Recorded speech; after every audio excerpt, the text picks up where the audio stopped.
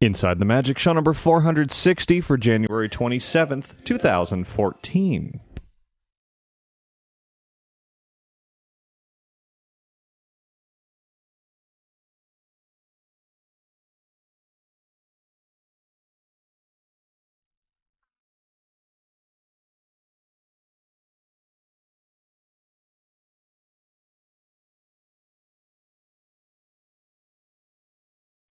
It is Monday, January 27th, 2014. This is show 460 of Inside the Magic, and as always, I am your host, Ricky Briganti, with another great show packed with a whole lot of really extra special theme park fun. Before we get to all of it, I invite you to visit our website at InsideTheMagic.net. There you'll find all of our podcasts, videos, photos, news, articles, and plenty more. And if you ever have any news, tips, questions, comments, or anything else you want to send in, you can email me at ricky@InsideTheMagic.net, or you can call and leave a message at 407-494-4ITM. That's 4486, and now, let's get on with the show.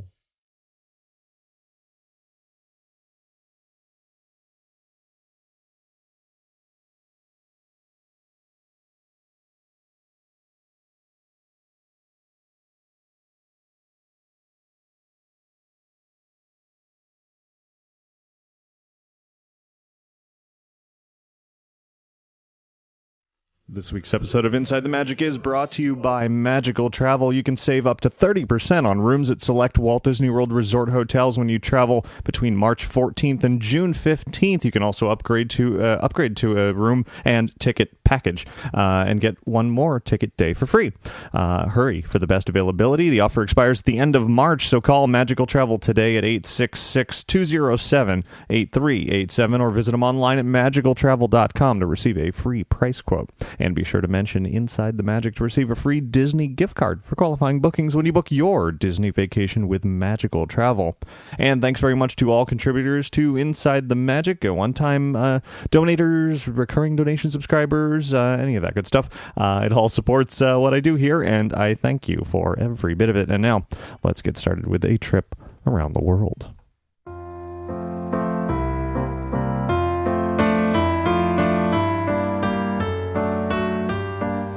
Now, the music that you heard at the top of the show, you might already recognize it if you tuned into the Grammys just last night. It was a first look at an additional 90 seconds, bit of a sneak peek of the upcoming film Maleficent from Disney, of course. And in that preview was the first debut of that rendition of Once Upon a Dream by artist Lana Del Rey. Pretty haunting, I think is the best way to describe it, is that version of the song. Maleficent, of course, is hitting theaters on May 30th, but you can go to InsideTheMagic.net now to watch that 30-second sneak peek and hear the song. And also, you can download that song completely for free for a limited time on Google Play. The link's over on the website as well. It's only available for free download through Monday, February 3rd, so you're going to want to jump on that ASAP. Now, of course, it is Monday, not Sunday, a little bit late of a show this week because over the last few days, actually all the way Wednesday all the way through Sunday, a very long and exciting few days, I was at Universal Orlando all of those days, every single day, for a variety of reasons, all of which had to do with Harry Potter.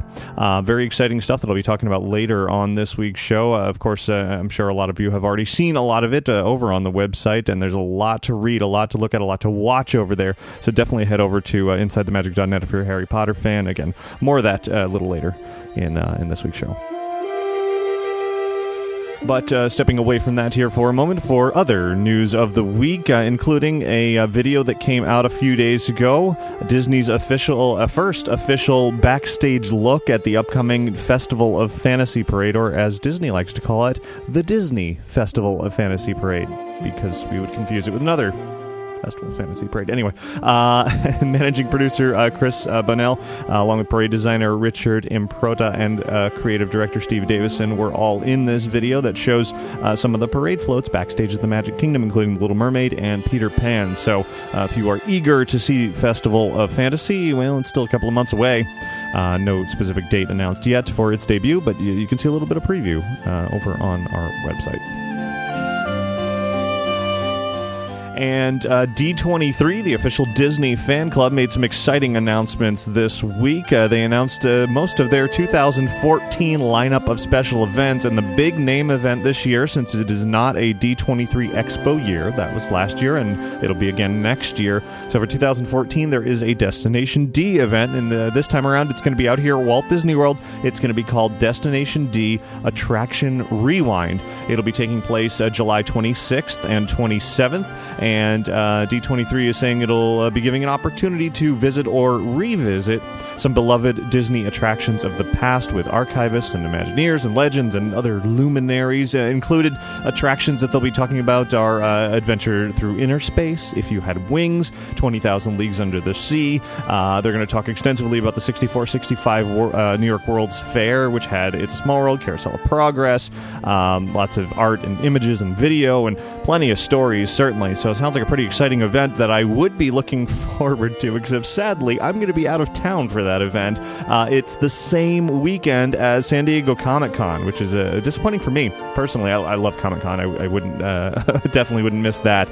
And of course, with that not being an Expo year, then Disney will certainly have plenty, presumably, to show off at Comic-Con. So it's going to be a big weekend there, or for Disney at all, movies and Destination D and all that. I'm surely I will send somebody to cover Destination D, so worry not if you can't be there. You can hear all about it here. But so there is the information for that. Other events coming up for D23 this year include a Mary Poppins 50th anniversary screening on August 24th in the Los Angeles area. The Faniversary events are coming back around the country with cities like Boston, Chicago, Los Angeles, Orlando, Seattle, New York, and others as well that they haven't named yet.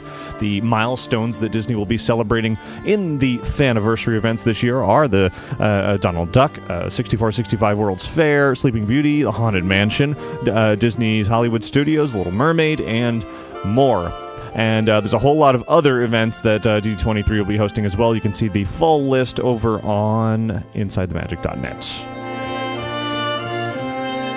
Out here in Orlando over at Epcot, a little bit of news for the upcoming Flower and Garden Festival. The food kiosks are indeed returning this year. We knew that already, but now they've been given a new name. We're not going to call them food kiosks or marketplaces or anything else that they were calling them in the past. They are now going to be known as outdoor kitchens. So, yeah, that's what I'll refer to them as from now on. So the Smokehouse Barbecue Outdoor Kitchen is going to feature some Piggylicious bacon cupcakes with and smoked turkey ribs. The Piggylicious cupcakes, of course, are in honor of Miss Piggy. I don't know how she would feel about bacon. She probably doesn't eat bacon. That would be weird. Anyway, so there's also going to be some favorites from last year returning. The watermelon salad with baby arugula and feta and onions and balsamic reduction. That's going to be at the Florida Fresh Outdoor Kitchen. And there will be others. They haven't announced the full lineup yet, but I'm looking forward to it. They served some really good food last year. And now I had mentioned there was a whole lot of Harry Potter going on over the last few days. Just a brief overview here. There was a sneak peek of Diagon Alley, the expansion that's going on at Universal Studios Florida, as well as a weekend-long celebration of all things Harry Potter, not just theme park related, but it was really a fan celebration Friday, Saturday, and Sunday over at Universal Orlando. That included a making of the Wizarding World of Harry Potter presentation, included a great wand combat demo and instructional and lessons and all of that. There was even a new version of butterbeer being served to early entry folks, all 3 of those days only, and it was warm butterbeer. Unfortunately, I didn't have a chance to try that, but I heard it was pretty good, and I have a feeling that will be part of something in the future. I'm sure they wouldn't have developed a new version of butterbeer just to serve it for 3 days. That wouldn't make any sense whatsoever. But if you want to see a lot more from that 3-day fan celebration, definitely head over to the website, check our YouTube channel. Got lots of photos and videos and articles and all of that to dive deeper into the weekend's events. But in just a little bit, I'll be taking a step even further back for some really exciting things. Continuing on, however, in some Universal news, this one is kind of the bizarre news of the week. Out at Universal Studios Hollywood, they're celebrating the Lunar New Year this year, the Chinese New Year. It started January 5th, the celebration, and continues through February 9th. And in Universal Plaza at Universal Studios Hollywood, there's going to be characters dressed in Chinese attire, as well as Megatron. the Transformer, the Decepticon, is speaking Mandarin during this event. So, if you ever wondered what Megatron would sound like not speaking English, well, here's your opportunity to go to the park and talk to him in Mandarin Chinese. Yeah, bizarre. Here's an exciting upcoming event that I look forward to every year. I've gone to them in the past. It's always been a wonderful time here in Orlando. It's something called the Entertainment Designer Forum. It was initially put together a few years ago by some of the events designers for Horror Nights, Mardi Gras, that sort of thing, in honor of one of their colleagues who was battling with cancer, and unfortunately she has passed away. But they've continued it on. It's always a charity event, raising a lot of great money in her honor, and it is returning to Orlando on March 7th. It's going to be in downtown Orlando, and they have announced one of the panelists, new panelists this time around, is going to be Laura Tyler, who is a Face Off Season 5 winner, the sci-fi show Face Off. She's actually worked at Halloween Horror Nights for a number of years, and of course she's been very successful on being on that show twice, so that'll be pretty fun to hear the stories that she has to tell, along with lots of great auction items, and I'm sure there will be many other great panelists talking about all kinds of interesting theme park topics. If you haven't been to one of these yet, you really need to go. It's not just because it's entertaining, but also a great cause to support there, and I will most definitely be there. The best way to find more information about that, I'm sure I'll post about it at some point on our website, but there's a Facebook page you should search for Entertainment Designer Forum. That's the way to get all the latest. Now let's turn to the world of movies, where, of course, Disney has been doing very well with the Marvel movies since that acquisition, and one that is coming up is Guardians of the Galaxy, and Stan Lee, of course, makes cameos in all of the Marvel movies that he is somehow affiliated with, but he has come out and said he will not be making a cameo in Guardians of the Galaxy because, as he said in one interview, quote, "I'm not even sure who they all are," end quote. He didn't have anything to do with the creation of the Guardians of the Galaxy, so he don't be looking for a Stan Lee cameo anywhere in that film. Other movie news, it has been strongly rumored that Brad Bird's Tomorrowland film is going to be taping at Disneyland, or filming, rather, at Disneyland on February 4th and 5th. It's likely not going to be any part of any public area that anybody can go to. Of course, the film recently filmed at Carousel of Progress out here at the Magic Kingdom. It kind of came and went with barely even anybody paying any attention because it was definitely a closed set. I'm sure the same will be true for Disneyland, but if you're there on those 2 days and you see any kind of an area sectioned off, rumor is that they'll be using It's a Small World, which will be closed during that period. You might be curious as to what's going on, and most likely that's what it is. Now, in the world of Frozen, it was announced recently that beginning January 31st, just a few days from now, in more than 1,000 theaters nationwide, a sing-along version of Frozen will be available for those of you who already are probably singing along in the theater anyway, after having seen Frozen like 78 times. There will be on-screen lyrics and a magical bouncing snowflake. You're going to want to check your local listings for showtimes and theaters participating in this sing-along version of Frozen. If you want a little bit more Frozen fun, head to our website to check out some more photos from inside the Frozen-themed suite at the Ice Hotel up in Canada. They've got not only the hotel room itself, which I had already posted a couple of pictures when that was announced recently, but now they've also got this great winding slide, an ice slide with a big ice Olaf and ice sculpture him, as well as the marshmallow snow monster, and it's pretty cool. So head over to the website to see those photos. And finally, world of Broadway here. Apparently, The Hunchback of Notre Dame will be coming to Broadway in the 2014/15 season. It seems that songwriters Alan Menken and Stephen Schwartz will be working together to bring it to the big stage in the future. So, of course, Aladdin is right around the corner on Broadway, but, already looking ahead. And that'll do it for your news from around the world this week.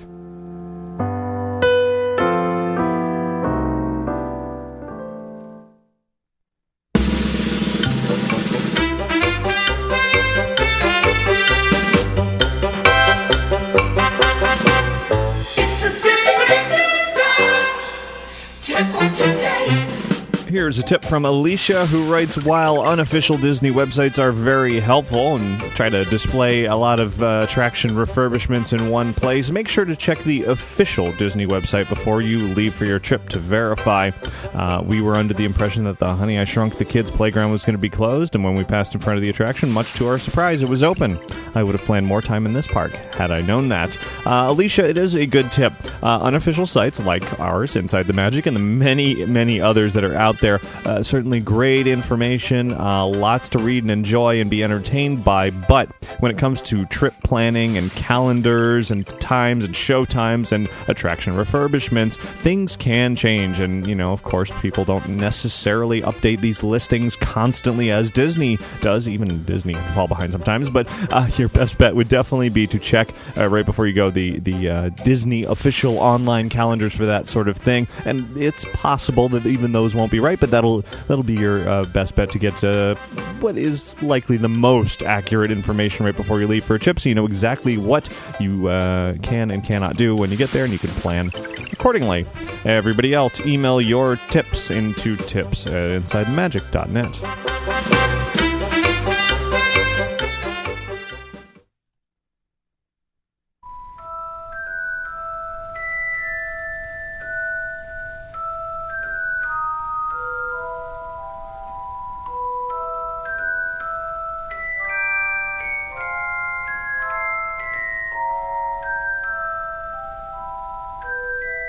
Now, I'd like to invite you to take a step behind the construction walls at Universal Studios Florida for an inside look at the upcoming Diagon Alley expansion of the Wizarding World of Harry Potter. Those chimes certainly should have clued you in on that. It was an exciting few days over the last few days, since Wednesday, where I had a chance to do exactly what I just said. I walked through Diagon Alley. Now, it's not done. It's not going to be done till this summer. Even no opening date has been announced yet.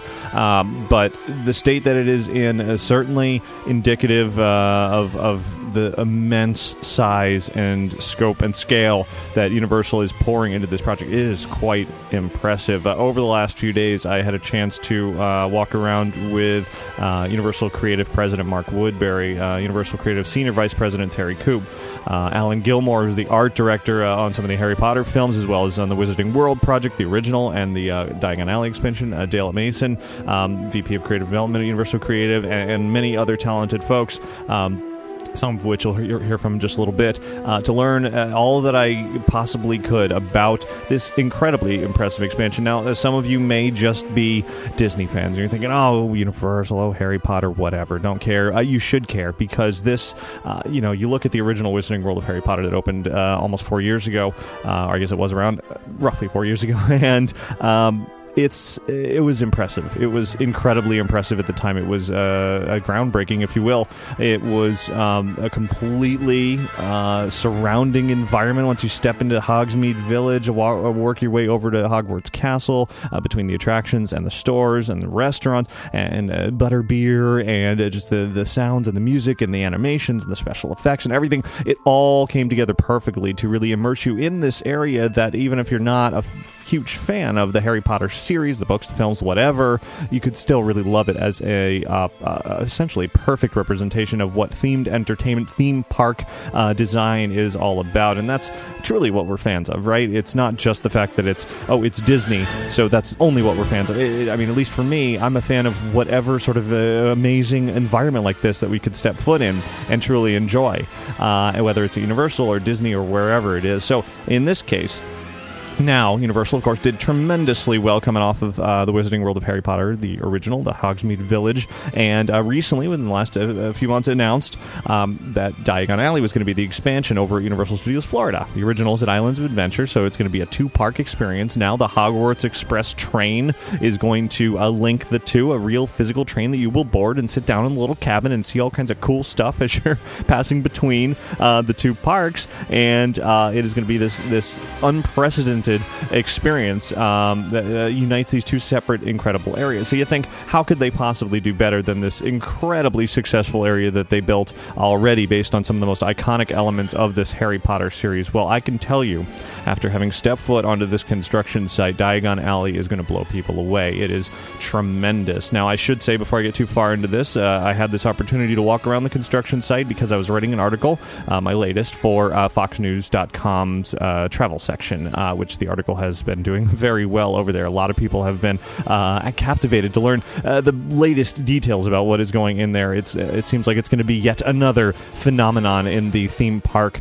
world once this opens in a few months. So if you haven't had a chance, definitely head over to foxnews.com/travel and find that article on there. So now, getting a little bit into what I saw while walking around the construction site, I should preface this by saying nothing was complete when I was there, certainly. There were some walls here and there that looked like they're getting close to completion, but right next to it would be a bunch of concrete and tools and scaffolding and things that just look like a mess of construction. So it's not like I can give a complete experiential report here on what it is like to be in this world or anything like that. It's more of just sort of getting a sense of what is coming down the line, and in that respect, it is most impressive, far bigger than I thought it would be. When anybody going to Universal Studios Florida right now can see the construction going on from the outside. That's a waterfront location where they're building London, familiar London spots that were used in the Harry Potter films, like Grimmauld Place and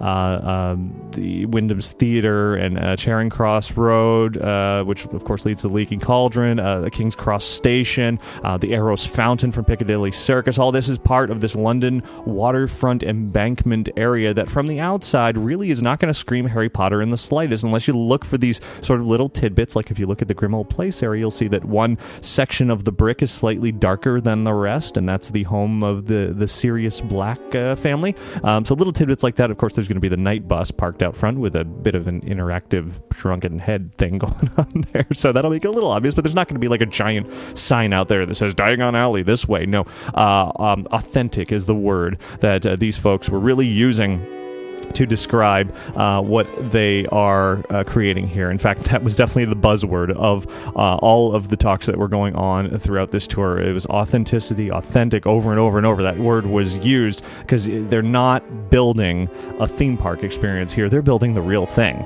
It is a city that it is real. It feels real. Literally, the press release that they gave out for all of this information literally says in the first paragraph, it ends with, "and it is real," which of course it's not. It's fantasy. It's a theme park, but it feels, or it will feel real when it is complete. I can't speak too much about the Hogwarts Express experience because I didn't have a preview of that or anything. I've seen the train. It's on the track. It's in progress. Got a little sneak peek of what it looks like inside, and it looks just like it did in the film. And they've said that you will need a park-to-park ticket to ride it. You're going to see views via digital screens, but you're just basically looking out a window, quote-unquote, of the London and British countryside, and there will be various characters and creatures and surprises that will happen while you're making that ride, but they're sort of withholding those details for a later date. Likewise, the big attraction for Diagon Alley is going to be, it has been named officially Harry Potter and the Escape from Gringotts, Gringotts being the Gringotts Bank that was in several of the films, and of course the book series.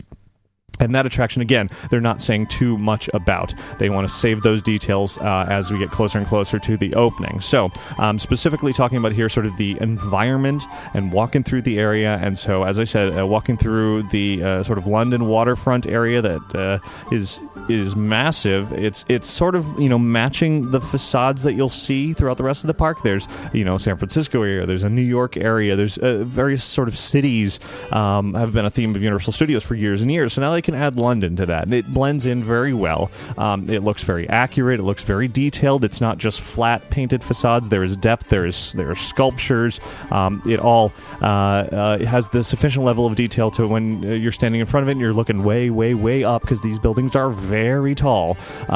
You'll get that London feel from it. But the magic really happens when passing from London, the Muggle world, into Diagon Alley, where it's the wizarding world. It's all run by magic. And Of course, you watch the movies, you see Hagrid bring Harry Potter to Diagon Alley for the first time and passes through the leaky cauldron and opens up the brick wall magically to enter to this entrance into Diagon Alley. Well, they're not quite going to that extreme where they're going to have to literally have you tap a wall with a magic wand and have it open up every time, but they're going to sort of duplicate that experience in some way.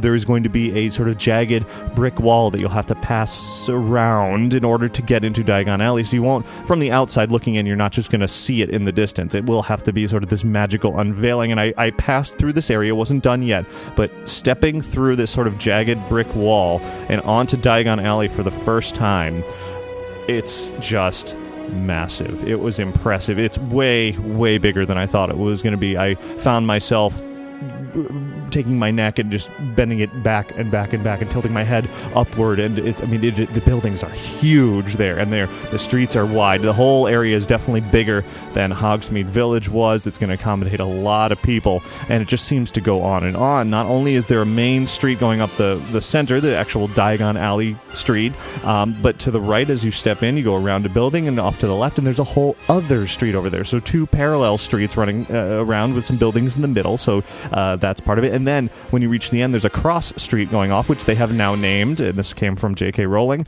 It is called Horizont Alley. I'm sure you get it. Then off to the left side, there's also Nocturne Alley, which is another famous location from the world of Harry Potter. So it is multiple streets. That's why I say they're really creating a whole city here. It is not just one, tiny little area that represents a lot. It is tremendous. And I could see the details coming together walking through here. Alan Gilmore pointed out a few times as we were walking through the different sort of variety of architecture that's being blended in this area, because this Diagon Alley area is supposed to be 1,000 years old, and so the Leaky Cauldron, the restaurant, is going to be there, and it is the oldest piece of everything. So that sort of medieval era architecture looks very old and crumbly. But then there's a Victorian era and the Tudors, and then even modern London. There's sort of this bridge that goes overhead. It's a very modern steel beam kind of look to it, and it just all blends together. But you can still tell that it's all separate. A lot of layers to it all. So. Pretty exciting to think about the amount of detail that we're going to be looking up and down these buildings with just tiny little elements for all the facades and the actual entrances to the various experiences and stores and eateries and all of that will be in there. Universal has released this week some of the names of the stores that will be operational locations. It's including a Wiseacres Wizarding Equipment, which is going to be just to the right of the Gringotts Bank attraction, which is at the very end of the street, and that's going to sell like telescopes and binoculars and compasses and magnifying glasses and that kind of stuff. Right when you step in Diagon Alley, directly to the left is Leaky Cauldron Restaurant. I should say again, I didn't get to step inside any of this because they're all in various stages of being complete. Directly to the right is a Quality Quidditch Supplies, where it has a Hogwarts crest above it because they supply to semi-nearby Hogwarts Castle, and it has sweaters and brooms and golden snitches and bludgers and quaffles and all that kind of stuff. Madame Malkin's Robes for all occasions, where all your wizarding apparel is going to be there in character costumes. Magical Menagerie will have plush animals like hippogriffs and owls. There'll be a place called Scribulus, which has writing elements, feather quills, ink and inkwells, etc. That's just a few of what's going to be there. The biggest, actually, I should say, as you walk into Diagon Alley, of course your attention is drawn down the street, but if you turn to your right and look, almost immediately to your right is this sort of curved building that will be sort of the focal point as you're passing back. You go to the end of the street of Diagon Alley, you turn around, and as you're looking back, the focal point will be Weasley's Wizard Wheezes. 3-story, huge store with the big Weasley representation on the outside, with the big head and the top hat, and is just like it looks in the movie. It's going to be identical, and there'll be lots of novelty items inside, as screaming yo-yos and decoy detonators, and I don't know, they revealed a few others as well. Now you might think, oh, well, this stuff's already in the existing Wizarding World. Well, it's Zonko's is actually closing in Hogsmeade. Honeydukes is going to expand because, Zonko's was kind of made as a representation of this store, but making it fit into Hogsmeade, because at the time they weren't thinking they were going to open all this. Well, now that they have or are going to, Zonko's is going away. So there's that. Ollivander's is, of course, going to be an experience on Diagon Alley because that's the original Ollivander wand shop location, makers of fine wands since 382 BC, and it'll be staying in Hogsmeade as well. They're not getting rid of the other one, but the new one is going to be bigger, accommodating more people. There'll be a queue. There's going to be some twists to the experience that they're not ready to talk about just yet, but it's definitely going to be there, and that will be one of the big attractions, certainly, in there. I mentioned Leaky Cauldron, and that will have a British fare, fish and chips, bangers and mash. Chef Steve Jason is in charge there. He's been in charge of most of the cuisine, pretty much all the cuisine around Universal Orlando, from The Simpsons Springfield to some of the upcoming City Walk restaurants, etc., etc. So he's working on some fun stuff there. There's also going to be Florian Fortescue's Ice Cream Parlor at the end of Diagon Alley on the left side, and that's going to have some unique frozen treats like strawberry and peanut butter ice cream. Definitely some potential for some fun flavors. Maybe there'll be a butterbeer ice cream flavor. I don't know. But the list just keeps going. It's really exciting. And then I mentioned Nocturne Alley as well, and this was really surprising to me, actually. So Diagon Alley, huge open space. As I said, really tall buildings, lots to look at everywhere. But just to the right of the Leaky Cauldron entrance and exit, this sort of archway, this really nondescript, dark passageway over there, and you would maybe even walk right by it and not even realize it's there. This sort of covered area that's always going to be dark, no sunlight, always going to be sort of night look to it. This is Nocturne Alley, this winding back alley, home of the darker side of magic, home to the Borgin and Burke's shop, which will include a variety of dark objects like Death Eater masks and skulls, and the Vanishing Cabinet will be there. They showed that off over the weekend, this full-size Vanishing Cabinet that you'll be able to look into. And pretty exciting. I'm naturally, being the Halloween fan and fan of all that sort of spooky stuff, I'm going to surely love Nocturne Alley when that comes around. So those are all kind of the firm details that Universal has released. But what I mean, walking around this area, what hit me the most was that it's on yet another level of theme park design and detail. Just to see, for example, Weasley's Wizard Wheezes. The way that they're constructing it, little by little on the outside, you kind of see it come into shape. And then I turn the corner and I look at one of the walls sort of around the right side, and the wall looks essentially done. It's painted, it's detailed, it's everything. So it was one of the walls that really gave me an idea of what was to come. And there's just writings and graphics and all this sort of elements that add to the feeling of the area, where it's clear this whole, Diagon Alley is meant to be the place where wizards shop, so it's clear this whole area is just going to be packed full of these little tiny things to look at in every corner. You could probably stand in one of the front of the facades and just look up and down for 20 minutes and just look at all the tiny elements. I can only imagine what's going to go into all the windows of these shops. If the windows of Hogsmeade are any indication, it's going to be pretty incredible to walk around here as well. You can see the beginnings of the Daily Prophet facade. That may not be something you can actually go in, but certainly the window there will be exciting. I imagine there will be some kind of animated newspaper to be viewed there. And it's just to the left of that the Weasleys wall. There was another that was looking pretty done. It was a big stone wall with a big doorway, and above it was a sort of pewter statue of a house elf. And it's just sort of the things that in some parks or in some sort of less detailed areas you might just find a gray, blank, boring wall there because it was really just sort of a border wall.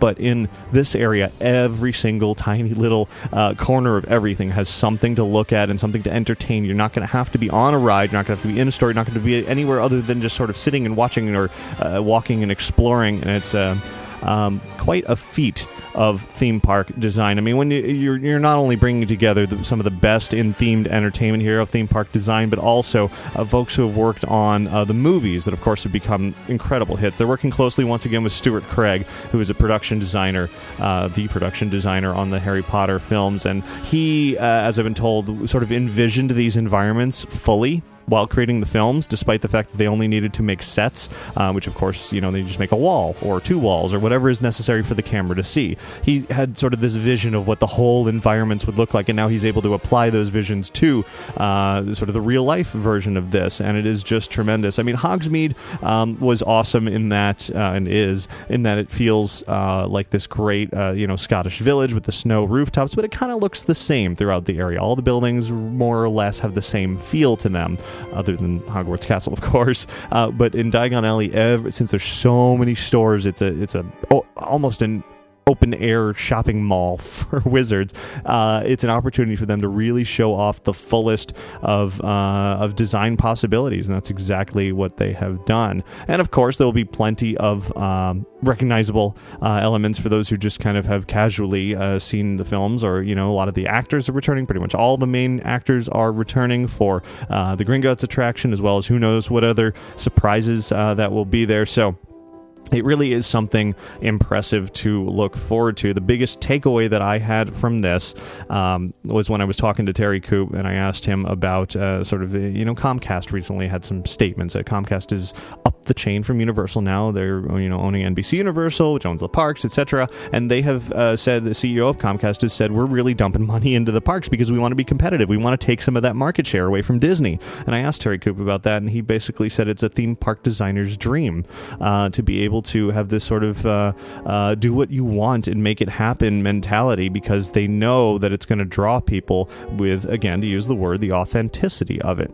There can be the theme park version of something that's fun and fantasy, but you can tell it's in a theme park, and then there's the sort of the reality of creating it, and that's what they're doing here, and that's what impressed me the most about this area, and I can't wait to look forward to it, or rather, I can't wait to see it. I'm definitely looking forward to seeing it when it is complete.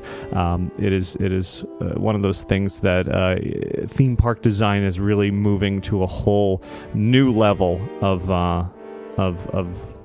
design and detail, and the ability to use all talents from all areas, from painting and sculpting and audio and interactivity, and bring it all together in the most perfect way possible. I mean, it just floored me, and I didn't even see the half of it, I'm sure. It was just still under construction. So I wrote a whole lot more details and included a lot of artwork that Universal released over on the website. I do want to include one more sort of a footnote here to my obviously gushing over Diagon Alley. I should also mention here, I'm not the biggest Harry Potter fan. I think the films are very entertaining. I enjoy them.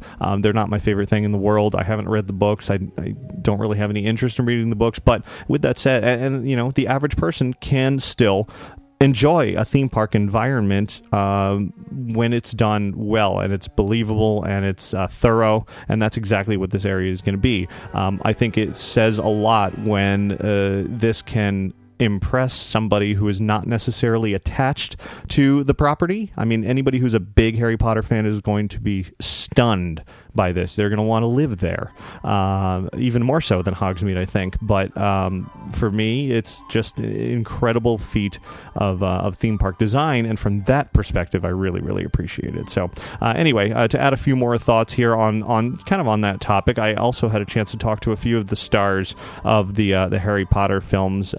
Evanna Lynch was in attendance for this past weekend. She played Luna Lovegood. There were James and Oliver Phelps were there. They were the Weasley twins, Fred and George. Matthew Lewis, who played Neville Longbottom, was there, as well as Devon Murray, who played Seamus. So you can hear from, I was just a quick one-question interview here, where you can hear a little bit about what makes Harry Potter special from some of those names that I just mentioned. I think first you're going to hear from Oliver Phelps, and then Evanna, and then Matthew Lewis, and then just a little bit from Devon as well. We're obviously here at a Harry Potter fan celebration. It's been a few years since the last movie, but now we've got all this great theme park stuff happening. The fans are still very excited. Why do you think Harry Potter is timeless like that? I think it's kind of because there's always seems to be like, so when the films are coming out, there's guys who watched it at the cinema, and now you've got the guys who are maybe too young to see it in the cinema, who've now got into it on home video or DVD. people are always getting into the books and then they go to the film without necessarily seeing the film. So there's always something that drives people in. Or even maybe if you just come to a great theme park like Islands of Adventure and you just wander in and get into it that way. So I think that's, to me, that's why people seem to not recycle, but there's always new constant influence of people. I think also as well the fact that I always felt with Potter, I don't think I felt this with many, because I read a lot of fantasy and science fiction, but I didn't feel it with other things, that Harry Potter very much could be real, because it wasn't, they still were normal teenagers behind it all, and they were dealing with a lot of the things that, other teenagers were dealing with growing up, I was dealing with, and so it felt very real, but it was still like sort of escapism at the same time, because it wasn't our world, and I think this is kind of, even, it's made that more clear, having the park here, like actually going from the Muggle world to the Wizarding world, and that's why everyone sort of wants to escape to that and have somewhere that's more fantastical than our world, but also that they can relate to. Yeah, I mean, it's the stories. Sorry, a bit of a. You like this? The stories are universal. They go all across, age ranges, gender, race. They're accessible for anyone all over the globe, and I think that really helps. And the story is timeless. There's that epic battle of good versus evil, and there's characters that everyone can relate to in the story and follow their journeys. And the world's so vivid, the universe is so vivid that you can create these 3D immersive environments like they've done here, and people can just keep coming back and discovering new things, I think. I'm not going to top anything they just said, so I just agree with them 100%. Well, as Matthew Lewis there said, vivid is a great word to describe sort of this, what they're building in Diagon Alley. There's a lot of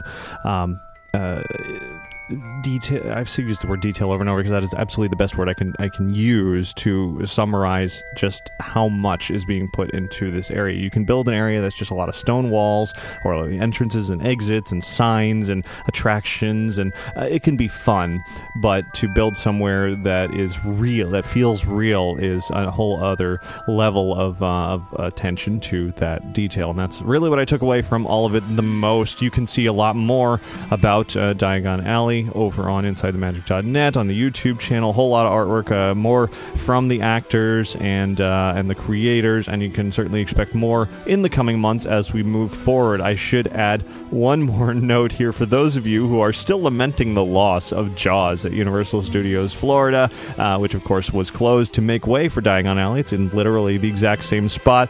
I can say that there will be some kind of at least one Jaws tribute in the area somewhere. It might be hidden. You might have to look for it. They wouldn't tell me what. Kind of insinuated that there would be something. And also, if you want to sort of get a sense of where you are when you're walking around the area, if you walk down the main street, walk down Diagon Alley, you stop right in front of Gringotts Bank and the attraction, the entrance to the Harry Potter and the Escape from Gringotts attraction. At that moment, you're kind of standing roughly on the island, where Brody's house was and all of that. So it gives you a sense that you'd be walking down Diagon Alley, you'd be passing over the former spot of the lagoon, the lake, where Jaws used to be. So that's, just for those of you who are missing that attraction, you can still sort of close your eyes and pretend while you're there. But you're not going to want to do that. You're not going to want to close your eyes because you're going to be looking up and down and around. And I can't wait. I can't wait to see all of it come together. And certainly I'll be sharing more as that happens in the coming months. Now, for those of you who actually want more Potter fun, not only can you check out the website and the YouTube channel and all of that, like I said, but at the very tail end of this podcast, after we go through some listener feedback here, I'm going to include an audio recording of a walking tour of the original Wizarding World of Harry Potter through the Hogsmeade area and into the Hogwarts Castle into the Forbidden Journey attraction as I was walking around with Senior Vice President of Universal Creative, Thierry Coup, and he was telling me, along with a small group of reporters, all about the area from his perspective. It's pretty interesting, and you'll hear some just fun audio from the area as well. So I'm going to include that at the very tail end of the show for those of you who want to stick around.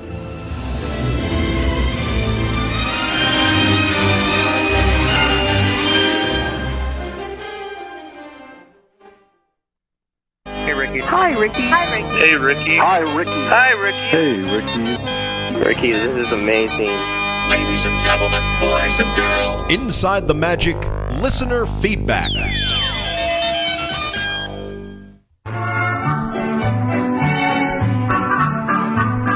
So a lot of Universal talk, a lot of Potter talk this week, and it is because that is the single most exciting thing happening in the world of theme parks right now. I can only hope that Disney is working on something equally amazing in the world of Star Wars, because if there's anything that can top Harry Potter, I think it's Star Wars. And as far as popularity and amazing characters and environments and possibilities for a theme park, Marvel's great and everything, but I think Star Wars is what we can hope to look forward to in the future. And if Diagon Alley does as well as I think it will once the Hogwarts Express opens and everything, there surely will be some tremendous things coming down the line. It may not happen for many years, but eventually I think we're going to get there with something pretty impressive from the world of Disney. So it's a great time to be a theme park fan. Now, in listener feedback, let's start with a voicemail. Hi, Ricky. This is Melanie from South Florida. I'm a huge Frozen fan. I just saw the movie for my third time last Friday, and I was on Tumblr this evening, and I saw a picture release of Anna in her coronation dress, which usually she's in her winter gear when she does meet and greets at Epcot. And I heard rumors that she was getting coronated in Walt Disney World soon, and I'm going very soon, so I was wondering if you knew the date possibly, and you can get back to me. Thanks very much. Have a magical day, and love your podcast. Keep it going. Bye. Thanks very much for that call, and I have gotten this question many times from many people who are interested. I am, too. I mean, the coronation of Merida at the Magic Kingdom a few months ago was quite exciting, captured the world's attention, certainly, and I will most definitely want to be there when Anna and Elsa get their chance to officially become part of the Disney Princess line. Well, nothing's been set. I've heard the same rumors floating around, but they are just that for now. I've asked Disney, didn't get a response. It was actually quite a long time between the release of both Brave and Merida's coronation, as well as before that Princess and the Frog and Tiana's coronation. There was almost an entire year went by between those times. They may speed it up a little this time just because Frozen is such a smash success, but don't expect it necessarily to happen overnight. I'm sure, and it may not even happen in a Disney park. You might think of Adventures by Disney as doing Norwegian vacations that are tied in with Frozen. Maybe they'll do the coronation in Norway. If you think about Tangled and the Rapunzel coronation was at Kensington Palace in London. That was also a pretty big gap between the movie's release and the actual coronation, but it wasn't in a Disney park. Tiana's was, I think, in New York somewhere. So it doesn't have to happen at Epcot or Magic Kingdom or Disneyland. It could be somewhere else that Disney wants to hold it. So it may not even be open to the public. So who knows? We'll see. No details yet, but as soon as I hear anything about the coronation of Anna and or Elsa, then I will certainly pass that along.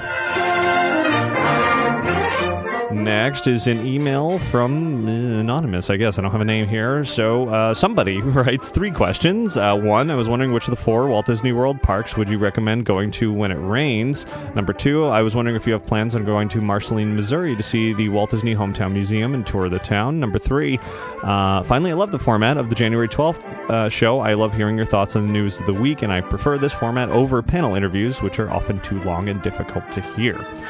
So thanks for... Oh, you know what? I just found the name. It's Mike. It's at the very end of the email. Imagine that. So thanks, Mike, for that email. Number 1 response, which of the parks when it rains? Not Animal Kingdom. Definitely not. I've been stuck there in the rain, and I was holed up in a little store and had nothing else to do unless you want to try to go on, Dinosaur repeatedly. Yeah, that's not the best park to go to. Magic Kingdom has quite a lot of indoor attractions. Definitely one that you could make it from attraction to attraction, but they're short mostly.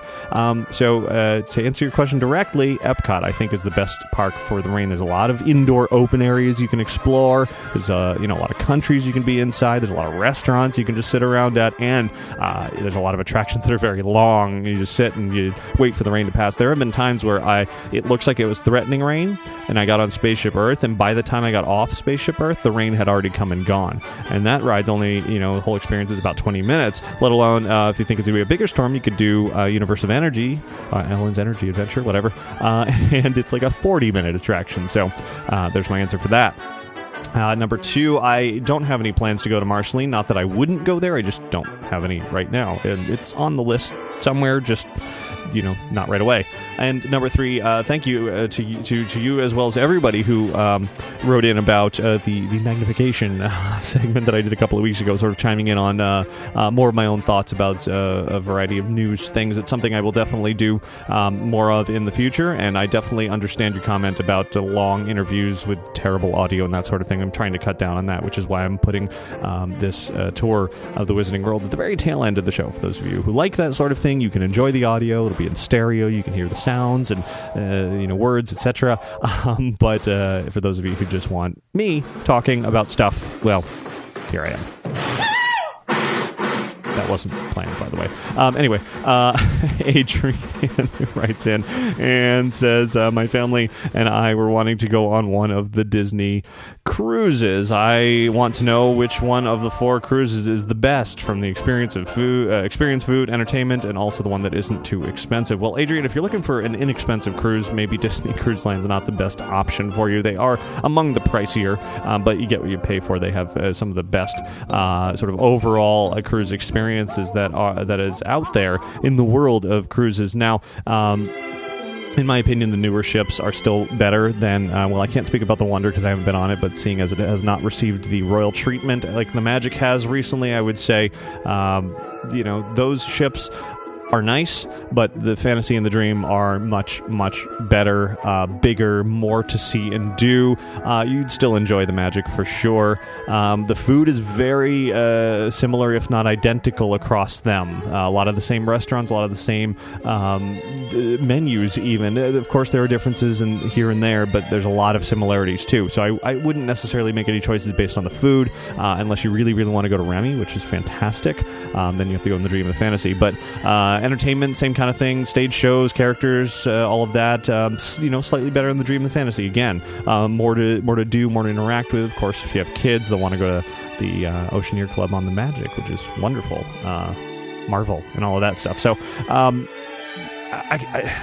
okay, so if I really had to give my honest opinion, I'd say the Fantasy. That's my favorite of the 3 that I have been on.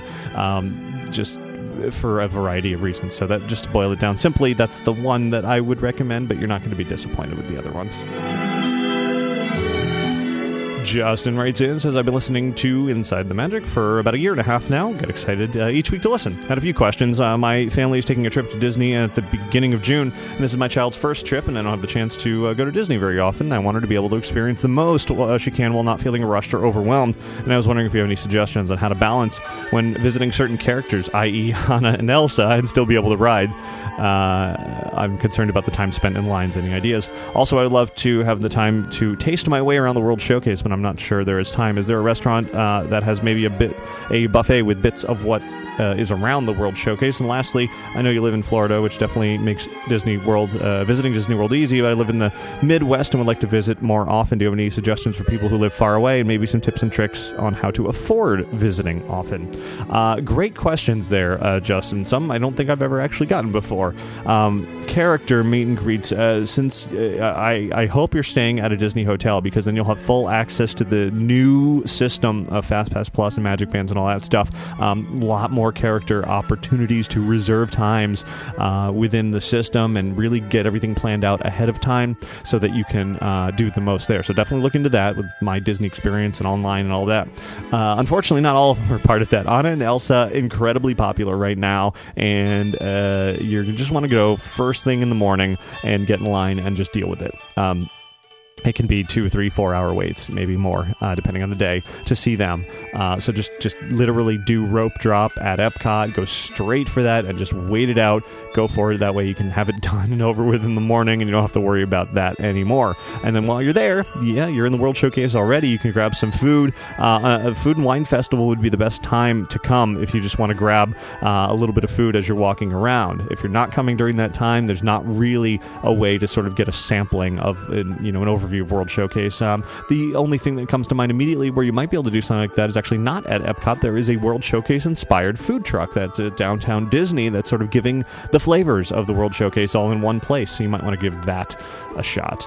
And finally, tips for being out of town and wanting to come more often. You might want to look into getting an annual pass. It can give you discounts on hotel rooms and merchandise, though the merchandise discount is not tremendous, but it certainly would give you incentive to come more often as well, since, well, you'd be like, hey, I got this pass, I need to use it. And the more you use it, the less you're paying per day, and so on. So that's the suggestion that comes to mind immediately, so hopefully that helps.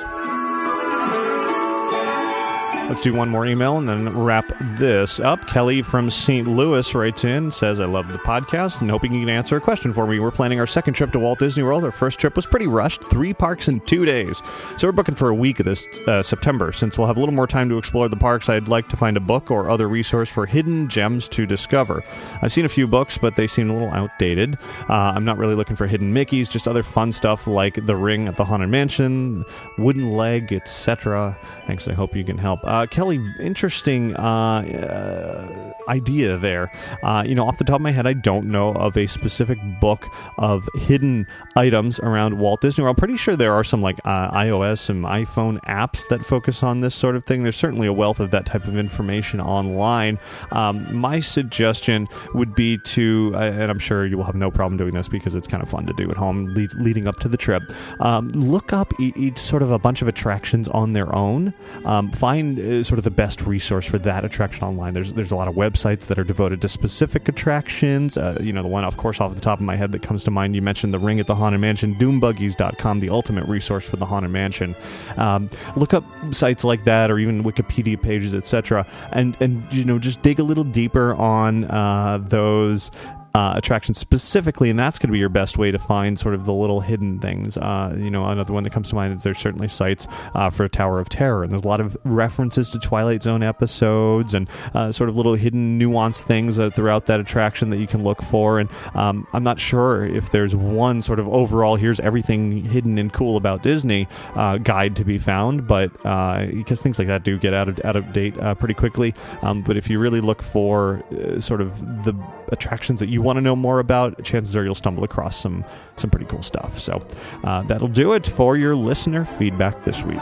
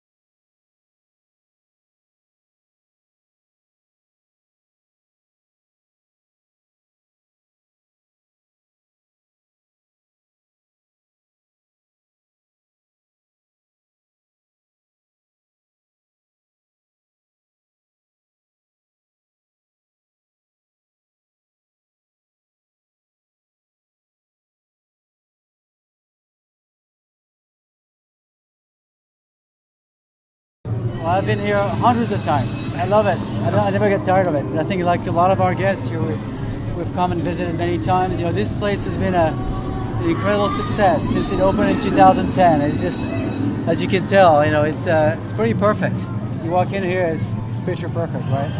I mean, this required a lot of work, a lot of design work, and collaboration with J.K. Rowling and with the filmmakers. You know, Stuart Craig, who is the guy who actually put the visuals together for the films based on the books. You know, he's the one who kind of created the vision. So we worked with him throughout the whole thing. We're working with him on Diagon Alley as well. Stuart Craig. He was the production designer on all the film, the Harry Potter films, and worked with the producers, with all the filmmakers to really make sure that what we created here was going to be up to the guests' expectations, the fans' expectations. As you know, there's so much depth in the stories that J.K. Rowling created. We had to live up to those expectations. And I think everyone who's watched the films and read the books knows all those details. Often they have read the books many times, and so we had to be true to all that. And what we've done here, you know, the results have been beyond our expectations. The success is tremendous, and that's because we put so much into it.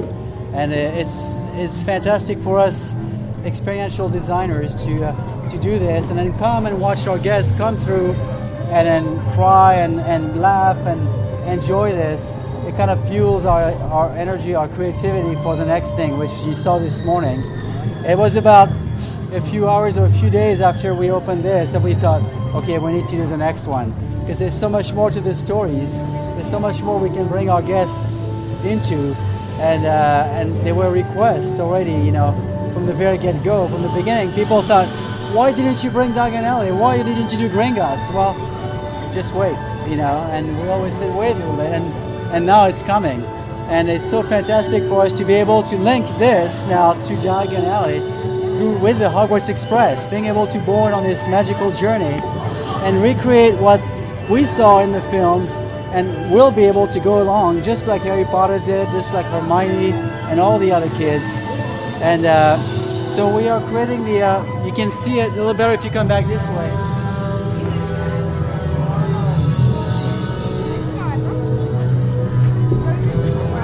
I don't know if you saw it this morning, but the Hogsmeade station, train station, the main station is going to be there. So you will be coming from London on your journey and arriving at Hogsmeade station. There's a whole passage that's going to be finished here, which will separate the other land next door to the whole entryway. The arch remains here, and this is kind of a different spur. It's an annex to the main train station. So this train remains here, so you can still have your photo taken with one of the Hogwarts Express, but your journey will actually arrive at the Hogsmeade station just down there. And then you'll walk through the archway and experience this wonderful place. There will be new surprises along the way as well. As we open, besides the Hogsmeade station, when we open Diagon Alley, we'll have some other surprises coming up in this area as well. But as you can see, for those who haven't been here, when you come in, your first experience, of course, is with the train. If you don't take the train ride, you still get to take your photo with the train arriving in Hogsmeade. And then the train station, the owlery where all the owls are waiting to deliver the mail. A lot of the shops, Honeydukes and Zonko's. Zonko's is going to shift over and become, you know, that little section of Zonko's joke shop will all go into what the Weasley's shop is. So much larger experience. Honeydukes, you know, the candy shop, still extremely popular. And then who else? I guess you've seen this before, right?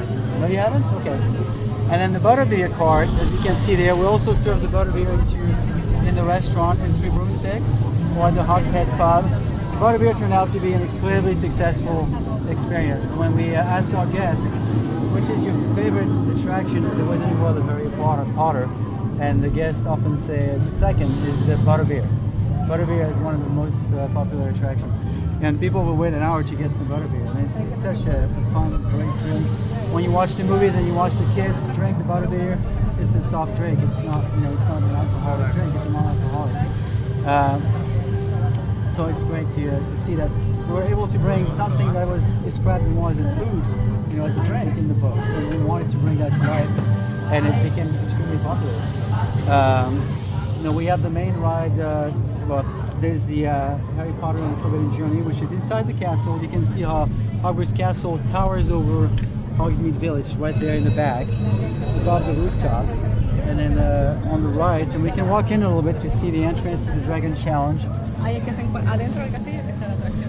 Are the roofs of the train station over there going to be snow topped as well? It's similar. So it's going to kind of mirror the architecture of what's here. This village is a Scottish village. It's a wizarding village, and it's about 1,000 years old. And it snowed a little bit because it's up in the Scottish mountains. And of course, we wanted to represent this time of the year was kind of springtime, and the snow is melted. There's no more snow on the ground, but there's still snow on the rooftops. Nicely, today we turned the temperature down for you guys, so it'll feel more like it's more appropriate.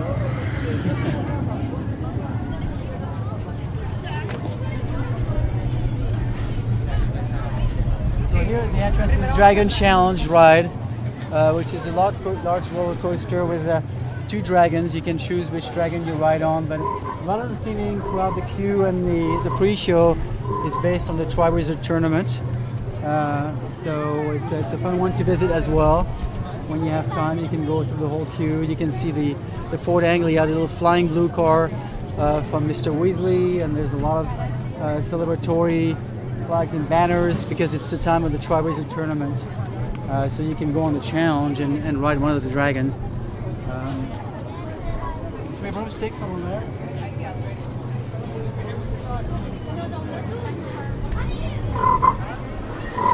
You'll see a lot of all the candy in there, and a lot of the packaging and the graphics, all that stuff is really true to the film. We worked with the film crew that had designed all the packaging in the films, and then they helped us recreate all that for some real products. So you can buy the chocolate frogs. In the chocolate frogs, you can get these collector cards of the 4 founders, the founders of Hogwarts, which never appeared in the films, but they were in the books that J.K. Rowling wrote. So what we did is we brought them to life for our guests. For the first time, they get to meet the founders of Hogwarts in the castle. You can buy the cards here, or you can actually meet them through the paintings, the magical paintings that come to life. You can meet the founders in the Hogwarts castle.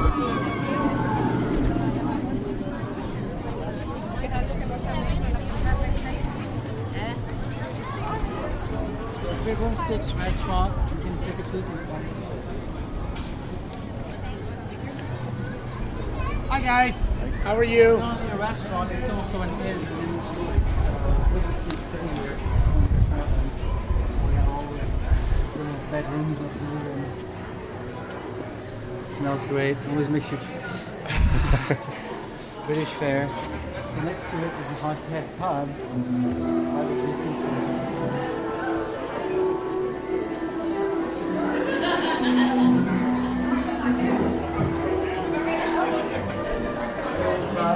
What are you waiting? Right here. The Hogsmeade Brew, which is alcohol-free. The hog behind the counter comes to life once in a while, just like it did in the film. That's kind of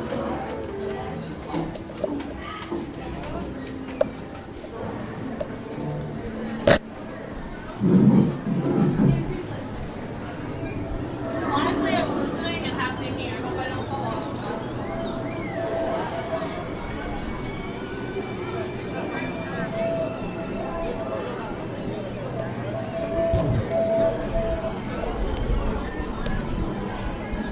So one of the fun facts about the Three Broomsticks is an example of how we really work closely with the filmmakers. And when Stuart Craig was designing the Three Broomsticks for the films, he actually started to design ours here for this project, and then it was really tied in hand in hand. So he first designed it for here, but at the same time he was doing the film, and he used the design from Hogsmeade here to put it in the film. So a complete tie-in with what you see in the films and what you see here. Across is the alley, next is the owl post. You can actually buy a stamp. You can send a postcard, stamp from Hogsmeade. It can be postmarked from Hogsmeade. So when you come here and you visit this village, You can actually mail something from here and it gets postmarked. Right here is the restroom if anybody has to use them. Moaning Myrtle is actually in there. You can hear her. It's really fun to work with all the actors, the whole cast, to bring this to life and record them. And when the cast came here, so did J.K. Rowling for the grand opening. They were just really emotional because to them, working on those films for so many years on the sets where things were completely half finished, you just had a wall, but the camera only saw this much. And coming here and seeing everything for real life, and it was beyond what they had imagined, and you could see the tears in their eyes where it's like, wow, this has come to life after spending 10 years on the set in something that was somewhat semi-real. Now it's all come real. So anyway,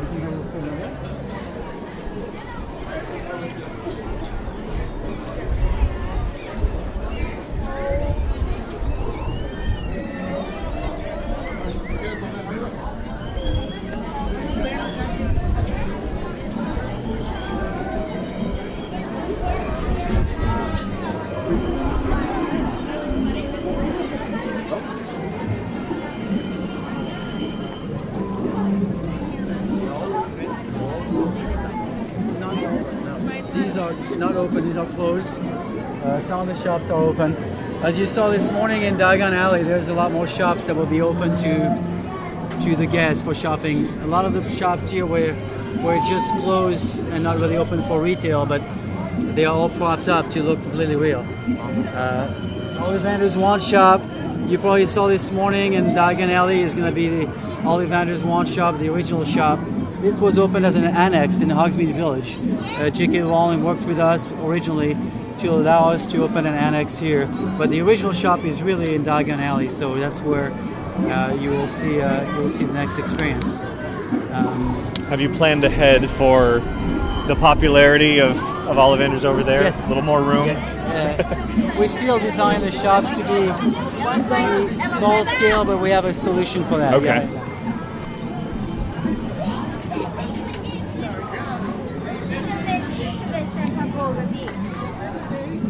Yeah. Is that version of Ollivander's going to offer something that this one does not? Is there a twist on the experience? Yeah, there's a twist. Okay. Definitely. So here's for those who haven't been here before, that's the reveal. That's really when you see the...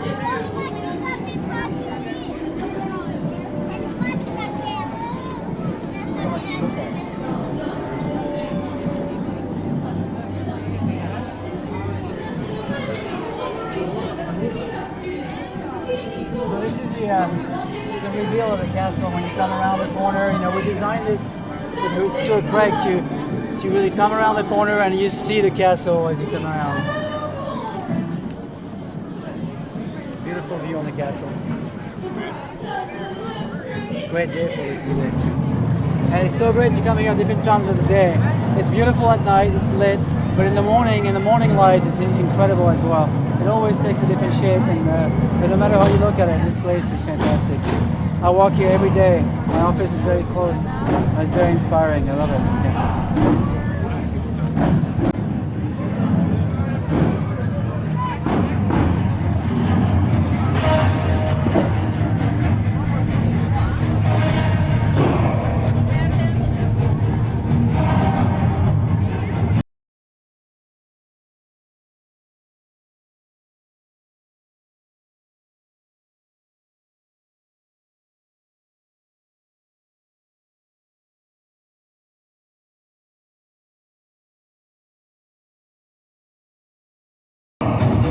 I think all of the live entertainment here was a bit of a surprise when this first opened. It was. Should we be expecting to be surprised in Diagon Alley? Great surprise over there, yeah.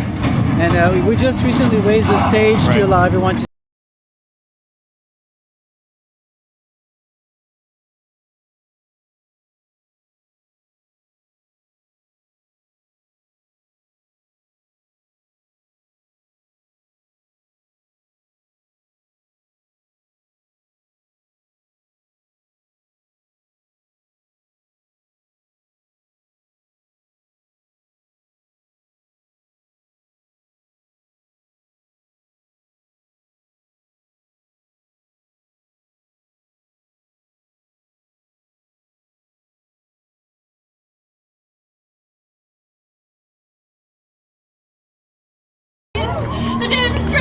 Richard!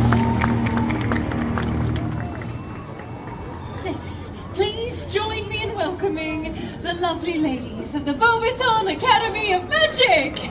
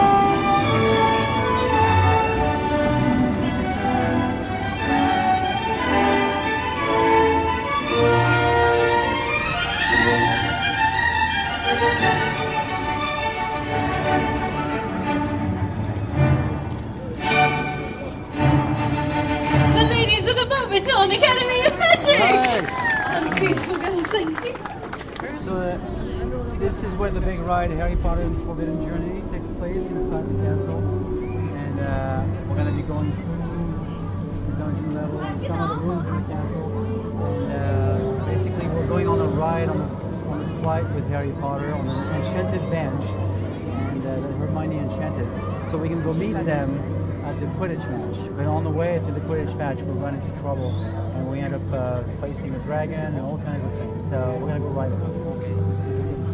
Survival. I have brain freeze.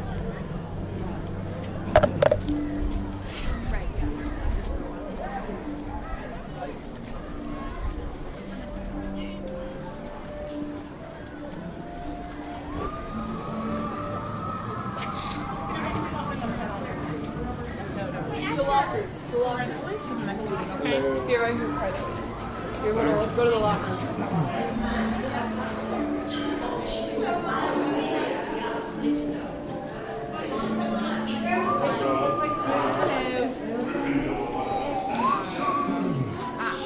How many new players? I'm not sure. How many of us? 10, 11, 12, 13, 14, 15. All right, have all your 15s go with this one. One single rider. I'll tell you when it's done. Dumbledore, unlike you, Salazar, sees the good in all people, whether or not they possess magic. Besides, I think I detect a future Quidditch player or two amongst our younger visitors. They look like a pretty nasty lot. Perfect for Slytherin, then.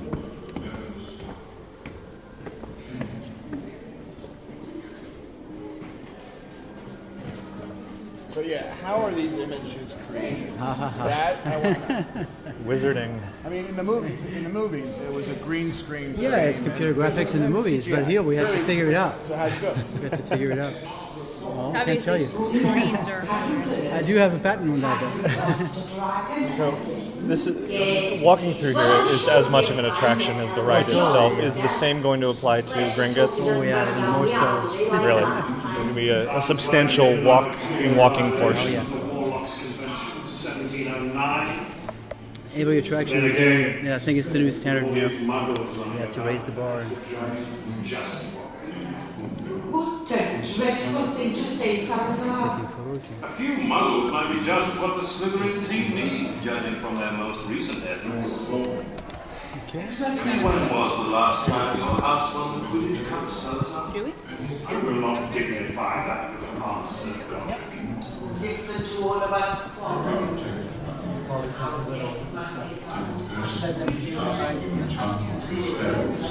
Specifically intended to ensure your safety. But should you ever find yourself in danger, I'll tell you what I tell all young boys and girls who pass through Hogwarts. There comes a time when all of us must make a choice between what is right and what is easy. Here's something you choose correctly. Now then, you're about to enter the Defense Against the Dark Arts classroom. As we are currently without a Defense Against the Dark Arts professor, the position has proven perilous, I'm afraid. Professor Bateman's our long-standing and long-deceased history of magic professor will, for your enjoyment, on this. Excuse me, we thought some of you might be looking for a way to escape Professor Bean's lecture. If you're not, you're mental. Not that the subject isn't fascinating. Personally, I recommend Bathilda Badger's Hogwarts History. No one else has read that book, right? For your information, it happens to be, by general consensus, the definitive one on Hogwarts. Also, happens to be dead boring. As is Professor Ben's, very boring. And exceptionally dead. He's a ghost. Fell asleep in front of the classroom fire. Woke up the next day to teach and left his body behind. He's still very sound in history, though. And as an added bonus, you can enter the classroom through the blackboard. Anyway, we thought you might rather watch the game of Quidditch than listen to Ben's, but we'll have to sneak you out of the classroom and down to the pitch, and we reckon the best way of doing that was to fly you there. All you have to do is follow me to the room of requirement, and I'll manage it from there. Of course, we'll need a bit of magic. A charm I learned from a world-class Quidditch player. Mine is famous for a charm. Yes. Meteorologics, Recanto. I was just about to do that. Remember, meet Hermione in the room of requirement. See? That wasn't so bad, was it, Ron? Not as bad as being on this cloak with you. Keep your voices down, don't you'll hear us. She's not making the noise. Please.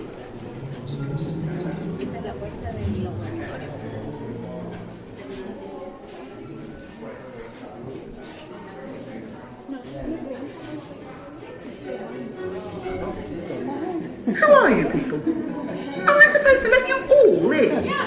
And without a password, no less? What is this school coming to? Well, miss along then. Otherwise you'll miss the match. I wish I were coming with you.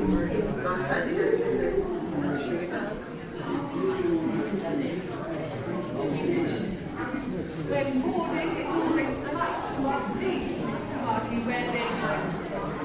I remember the day I took a party of ladies for a spin over the Himalayas. Only when they'd landed, and I brought them back to me.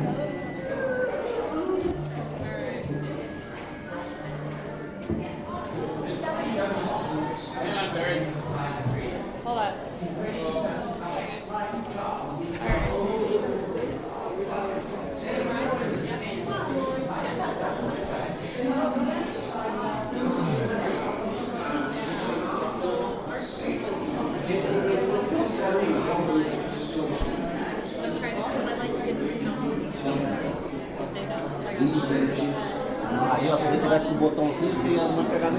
Sorry. 48 inches. Now rid yourself of objects. My poker scratch, falls. Take jewelry, cell phones, orders, change, and steal them. One and all. Were you on set when they filmed all the characters? Were you on set when all the actors did their? You did. Okay. Made and wizard-proofed. Must have been exciting for everyone to have them get back into character. They loved it. They really had fun doing it. And more can be expected of that for Diagon Alley. Hey, Kat, can you step all the way to the back? Perfect. And just hang there. I'll take you to child's lot.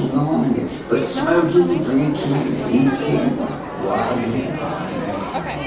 3 groups of 3. Thank you for this. My safety lessons Yeah, but what can be expected? There's some of the characters that you haven't seen yet. Excellent. Not here. Anyway. Right. Are you able to make an intensity comparison, Gringotts, to this? It's broader. I think it'll be more for the whole family. Okay. Yeah. This is probably more intense physically. Right.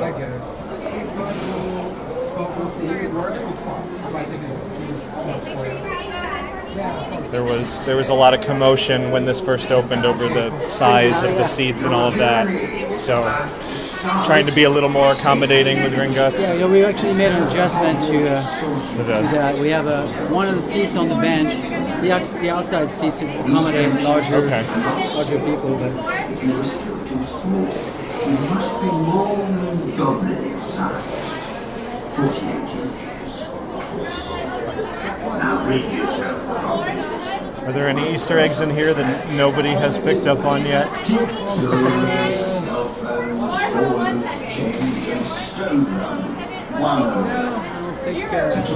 It's all been spotted by now. It's been a few years.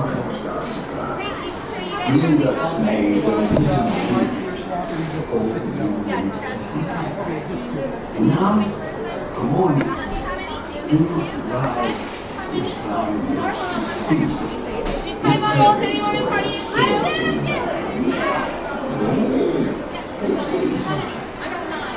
We're working on a lot of really cool things right now. But I mean, of course, Diagon Alley and all that stuff is really what we're focused on mostly because we can't wait to bring that to our guests.